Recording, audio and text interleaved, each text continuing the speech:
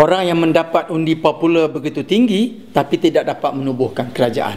Sebab itu kalau undi popular 53% sudah tentu di mana-mana di negara lain di dunia ini, of course the coalition that gets 53% of the popular vote will definitely be the government of the day, unlike Malaysia.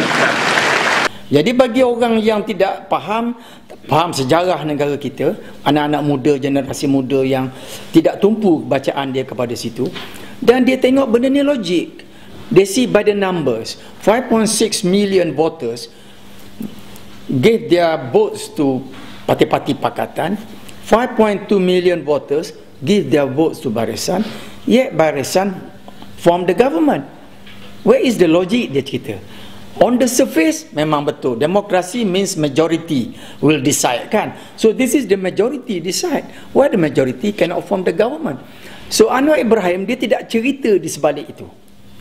Kenapa proses tu jadi begitu? Dia tak bercerita. Dia cerita number saja. Inilah masalah dia. Asas perundangan electoral demokrasi in our country ni, iaitu pilihan raya demokratik di negara kita ni, ialah menentukan kemenangan mengikut jumlah majoriti kerusi yang dimenangi. Dalam arti kata yang lain, bersandarkan kepada jumlah majoriti kawasan pilihan raya yang dimenangi.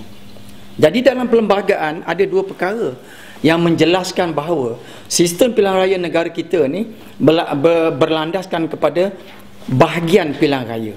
Dan mana-mana parti yang mendapat jumlah bahagian pilihan raya yang majoriti, dialah yang menubuhkan kerajaan. Satu, artikel 46 yang jelas menyebut Malaysia ni terbagi kepada bahagian-bahagian pilihan raya. Artikel 46. Dia sebut Perlis ada 3 bahagian parlimen, Kedah ada sekian bahagian parlimen, dia dah sebut situ. Dan satu artikel lagi 43/2 saya rasa, dia menyebut yang apabila orang tu bertanding dalam pilihan raya, maka dia menang pilihan raya mewakili kawasan yang dia bertanding tu. Tetapi dalam undang-undang election regulation 1981 ya, ini undang-undang yang jelas menyebut apabila sesebuah parti itu dah mendapat simple majority dari aspek jumlah kawasan pilihan raya yang dipertandingkan, maka SPR mengisytiharkan parti yang mendapat simple majority itu berhak menubuhkan kerajaan.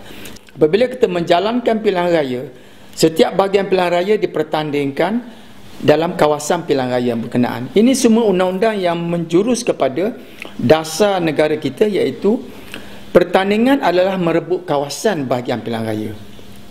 Bukan pertandingan merebut berapa ramai jumlah yang datang mengundi. Keputusan pertandingan itu bermakna yang menang akan mendapat kawasan itu. Dia tidak menyebut yang menang dia dalam perlembagaan ke dalam undang-undang pilihan raya, tidak menyebut yang menang berapa undi yang dia dapat. Tak ada satu pun ayat dalam undang-undang yang sebut benda tu. Kalau sesiapa yang menang dalam kawasan itu, maka dia akan menjadi wakil rakyat bagi kawasan itu. Maka kerusi itu dimenangi oleh calon yang bertanding itu. Kalau calon tu calon mewakili BN, maka kerusi itu dapat kepada BN untuk menentukan parti yang memerintah negara ataupun negeri. Perkara ini yang rakyat kita yang duduk ikut Anwar Ibrahim ni tidak faham, tidak jelas, tidak baca. Jadi apabila dia sebut demokrasi adalah bersandarkan kepada keputusan majority, dia pergi kepada numbersnya. Ini yang dia orang-orang muda kita ni influence atas sebab itu. Sebab itu kalau undi popular 53% sudah tentu di mana-mana di negara lain di dunia ini, of course the coalition that gets 53% of the popular vote will definitely be the government of the day, unlike Malaysia. Undi popular tidak memberi apa-apa makna kepada sistem demokrasi di negara kita. Does not give any meaning. Undi popular is just tujuan untuk nak membezakan berapa majoriti calon tu dapat.